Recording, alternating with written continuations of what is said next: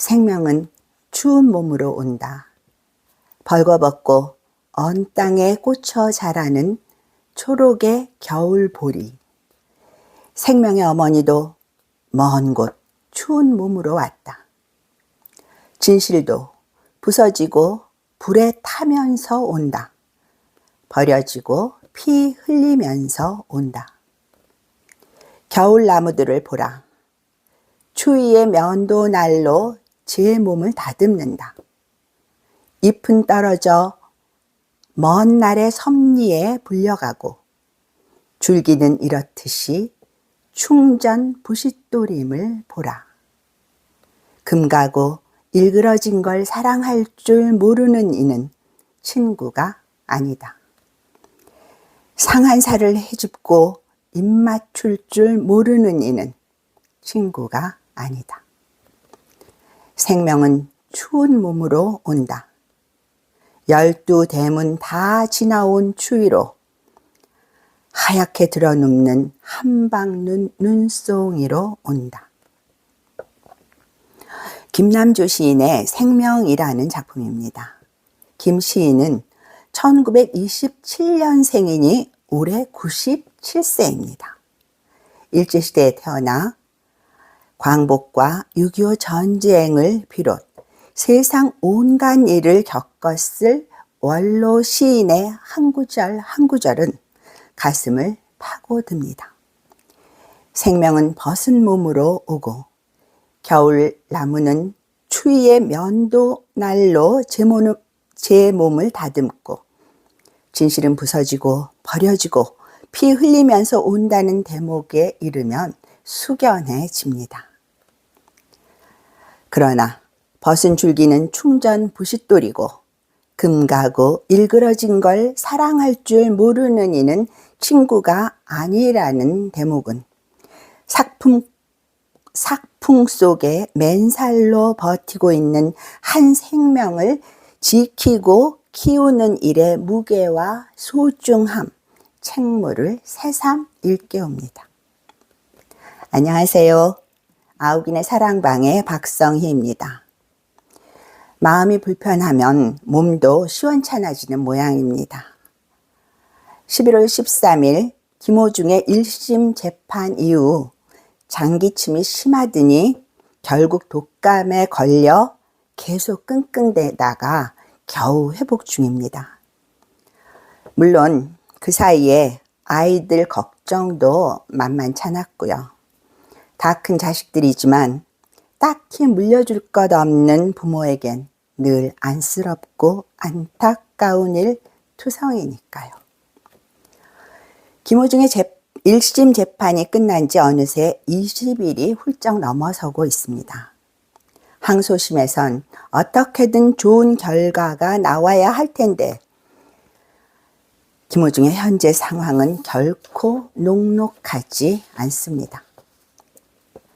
2심 재판부가 배당돼 소송 기록 접수를 통지하면 2주 이내에 항소 이유서를 내야 합니다. 그러자면 무엇보다 유능하고 책임감 있는 변호사 선임이 시급한데 1심 재판이 끝난 지 20일이 지나도록 누가 변호인을 맡을지조차 확정되지 않고 있으니 말입니다. 사실 요즘 재판은 법이나 변호인에 상관없이 어떤 판사를 만나느냐에 달려있는 듯도 합니다.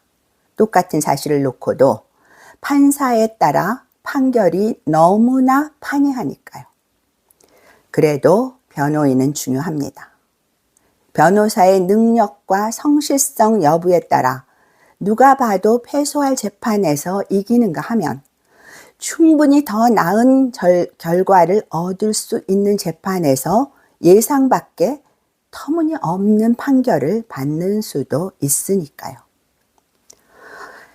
김호중의 1심 재판 이후 많은 팬들이 소속사에서 선임한 변호인이 최선을 다한 것 같지 않다는 의구심을 제기하는 데엔 그만한 이유가 있겠죠. 통상의 경우를 벗어난 기막힌 선고도 그렇고 검찰이 주장한 혐의 사실을 반박할 증거를 찾아 내밀기는커녕 김호중이 모두 인정하도록 한 것도 그렇고요.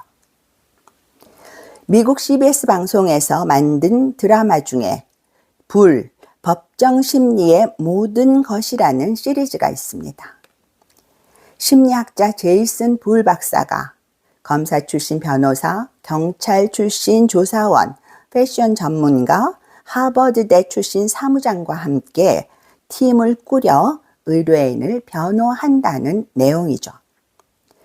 주인공인 불 박사의 얼굴이 친숙하다 했더니 NCIS의 디노조로 나왔던 마이클 웨덜리더군요.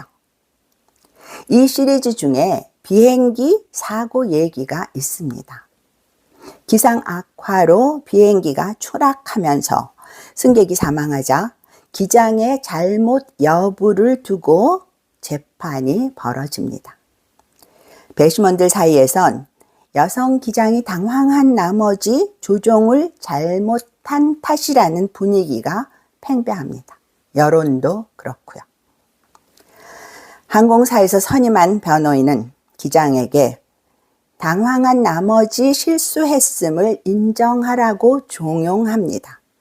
인정하면 조종사 면허는 잃겠지만 실형을 면하니 그게 최선이라면서요.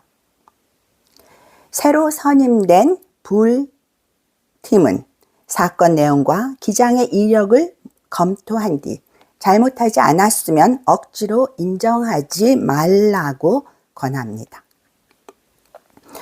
불박사 팀은 모의 비행을 통해 사건 당일 상황을 재현하고 꼼꼼하게 분석합니다.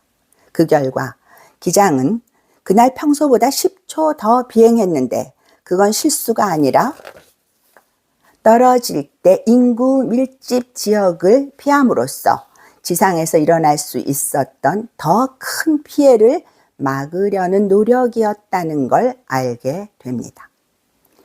결국 기장의 선택이 엄청난 추가 피해를 막았다는 점이 입증되면서 기장은 무죄로 풀려납니다. 항공사에서 선임한 변호사는 회사의 손실을 줄이기 위해 기장에게 책임을 덮어 씌우려 했던 거죠. 비행기나 항공사 잘못으로 판정나면 물어야 할 배상액이 기장의 실수로 몰았을 때보다 훨씬 더 많았던 겁니다. 회사에서 선임한 변호인은 회사를 위해서 일한다는 사실을 드러낸 겁니다. 2심 재판을 앞두고 많은 아리스들이 김호중에게 1심 재판 변호인이 아닌 김호중만을 위한 새 단독 변호인이 필요하다고 주장하는 것도 위의 사례와 비슷한 이유인 듯합니다. 소속사에서 선임하면 김호중보다 함께 기소된 소속사 사람들에 집중할 확률이 높다는 합리적 의심을 거두기 어려운 거죠. 2심 변호인이 확정되지 않고 있는 것도 그 같은 합리적 의심을 더욱 짙게 만드는 요인입니다. 그러다 보니 이름만 바꾼 옛 소속사의 숨은 세력들이 김호중을 구하기보다 방임하고 있는 게 아닌가라는 우려마저 나오는 형편입니다. 1심 재판 이후 김호중 팬들의 가슴은 바싹바싹 타들어가고 있습니다. 영하의 날씨에 발목도 아픈 김호중이 구치소에 있는 것만 해도 억장이 무너지는데 변호인 선임까지 늦어지는 절망적 현실에 수면 유도제를 먹어도 잠을 이룰 수 없다고 하소연합니다. 덜어는 쓰리고 시린 사랑에 지친다고도 하고요. 김호중의 현실은 이처럼 참담합니다. 한겨울 허허 벌판에서 모진 삭풍과 휘몰아치는 눈보라를 고스란히 맞으며 서 있는 나목이나 다름 없습니다. 이대로라면 김호중의 앞날을 예측하기 어렵다는 사람들도 있습니다. 하지만 김남조 시인의 시에서 보듯 겨울나무는 추위의 면도날로 제 몸을 다듬으며 나이테를 키웁니다. 벗은 줄기는 충전의 부싯돌로 울창한 잎과 눈부신 꽃, 풍성한 열매를 준비하고요. 나목은 힘이 셉니다. 소설 나목은 20세기 대한민국의 대표 작가 박완서를 탄생시키고 잎을 떨군 황토색 나무들은 화가 박수군을 한국 화단의 거목으로 만들었습니다. 두 사람 모두 혹독한 시절을 견뎠습니다. 박완서 작가는 6.25 전쟁 중 사랑하던 오빠를 잃고 다니던 대학도 포기한 채 미군 부대에서 초상화 알선 일로 집안 생계를 돌보던 잔인한 시절을 겪었죠.